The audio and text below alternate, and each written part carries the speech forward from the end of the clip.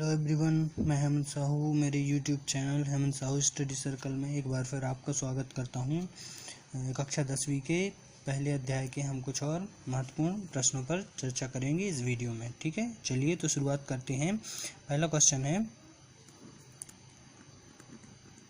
उदासीनीकरण अभिक्रिया। क्या होती है उदासीनीकरण अभिक्रिया? जब अम्ल व क्षारक आपस में क्रिया करके एक दूसरे को क्या कर दें? उदासीन कर दें। उदासीन मतलब ना तो अम्ल के गुण दिखाई देंगे और ना ही अब क्षार के गुण दिखाई देंगे। अर्थात अम्ल व क्षारक आपस में जब क्रिया करें और एक दूसरे को उदासीन कर दें और उत्पाद के रूप में लवण एवं जल का निर्माण करें, तो इस प्रकार की अभिक्रिया को क्या कहा जाएगा? उदासीनीकरण अभिक्रिया। उदाहरण के रूप में देख लेते हैं हम। जैसे HCl क्या है? एक अम्ल है। ये किससे अभिक्रिया करे? NaOH जो क्या है? एक क्षारक है। मतलब जब अम्ल क्षारक से अभिक्रिया करता है तो एक दूसरे को क्या करते हैं? ये उदासीन कर देते हैं और निर्माण करते हैं लवण। NaCl क्या है? नमक, जो क्या है? एक आपका लवण है। और साथ में H2O जो क्या है? आपका जल। ठीक है, तो ये आपकी क्या उदासीनीकरण अभिक्रिया, जिसमें अम्ल ने क्षारक से अभिक्रिया की और एक दूसरे को क्या कर दिया? उदासीन।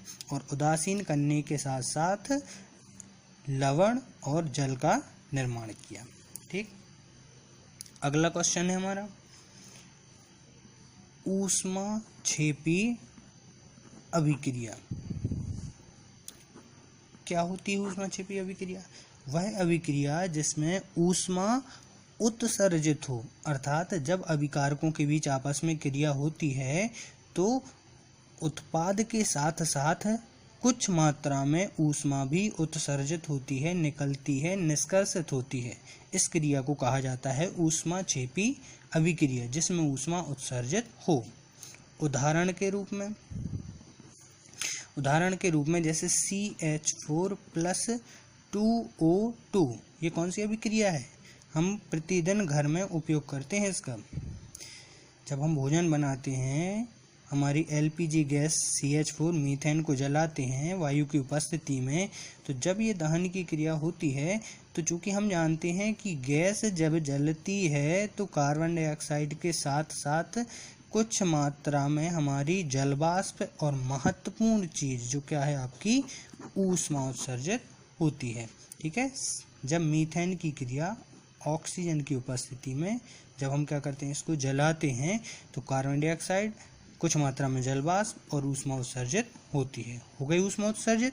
यही क्या है? हमारी ऊष्माक्षेपी अभिक्रिया। ठीक, एक आध और उदाहरण देख लें इसी से संबंधित। CaO+H2O, ये भी हम घर में प्रतिदिन या मतलब कभी कभी घर में जो है इसका उपयोग होता रहता है। कौन सी अभिक्रिया है ये?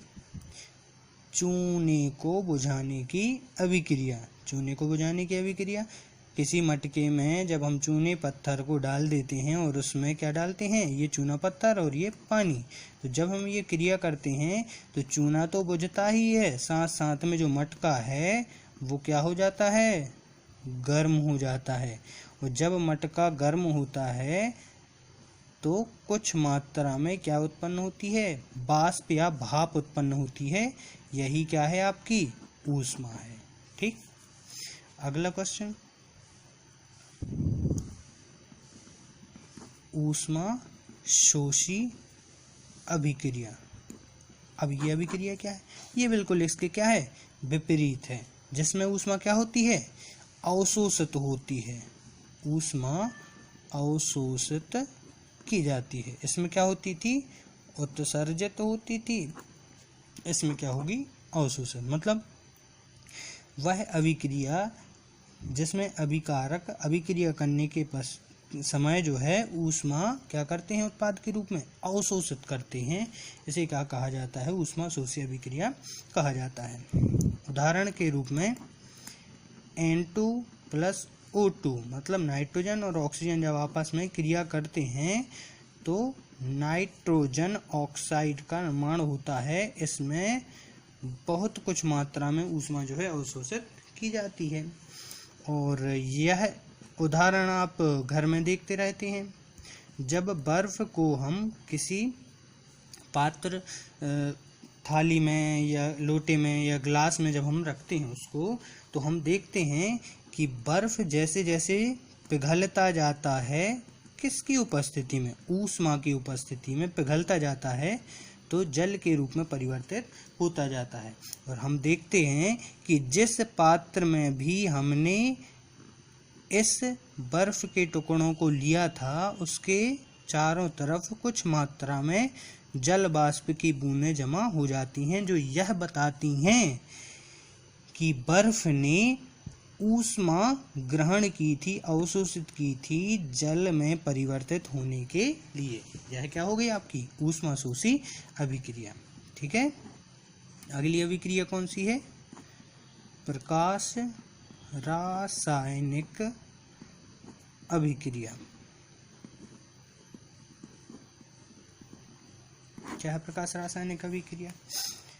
वह रासायनिक अभिक्रिया जो प्रकाश की उपस्थिति में संपन्न होती है, अर्थात जब अभिकारक आपस में संयोग करते हैं और संयोग करने के पश्चात उत्पाद के रूप में निर्माण करते हैं उत्पाद का, तब यह अभिक्रिया जो है प्रकाश की उपस्थिति में ही संपन्न होती है। इसे क्या कहा जाता है? प्रकाश रासायनिक अभिक्रियाएं।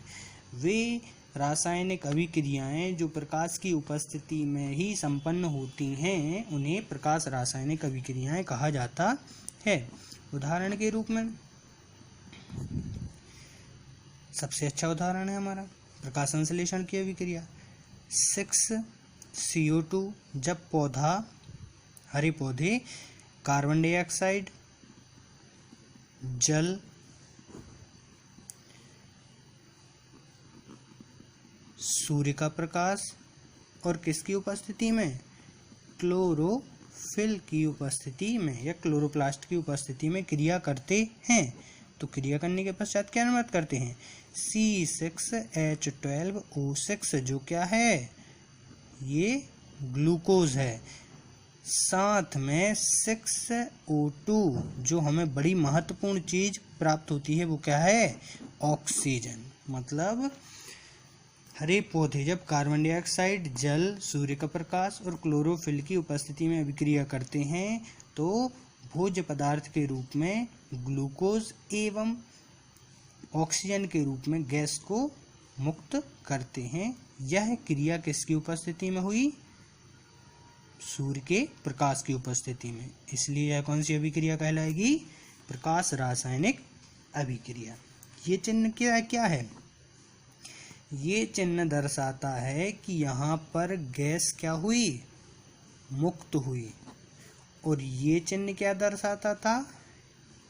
कि हमारे विलयन में क्या निर्मित हुआ है? अवक्षेप निर्मित हुआ है। ठीक है, ध्यान रखना इसको। अगला एक और उदाहरण है इसी का, 2AgBr, जिसका नाम क्या है? Silver bromide. जब सिल्वर ब्रोमाइड सूर्य प्रकाश की उपस्थिति में अभिक्रिया होती है, तो यह दो अलग अलग चीजों के रूप में विस्थापित हो जाता है, बट जाता है। सिल्वर अलग, ब्रोमाइड अलग। किसकी उपस्थिति में? सूर्य के प्रकाश की उपस्थिति में। यह अभिक्रिया एक नाम से और जानी जाती है कि जब फोटोग्राफिक फिल्म पर क्या डाला जाता है? प्रकाश डाला जाता है। जब हम देखते हैं मोबाइल वगैरह में फ्लैश चमकते हैं, है ना, या फिर शादी ब्याह वगैरह में देखते हैं कि फ़ोटो वगैरह खींची जाती हैं, तो वो फ़ोटो वगैरह जब खींची जाती हैं, तो उस समय फोटोग्राफिक फिल्म पर जो प्रकाश डाला जाता है, उसी के कारण जो फोटोग्राफिक फिल्म जो सिल्वर ब्रोमाइड की बनी होती है, वह सिल्वर में अलग और ब्रोमीन में अलग बट जाती है। और ये सारी अभिक्रिया, अब इसको सिर्फ सनलाइट नहीं बोल सकते। सनलाइट मतलब लाइट, प्रकाश रासायनिक, प्रकाश की उपस्थिति में होने वाली अभिक्रिया। चलिए, धन्यवाद। इस वीडियो में इतना ही। सब्सक्राइब कीजिए मेरे चैनल को Hemant Sahu study circle. Thanks for watching.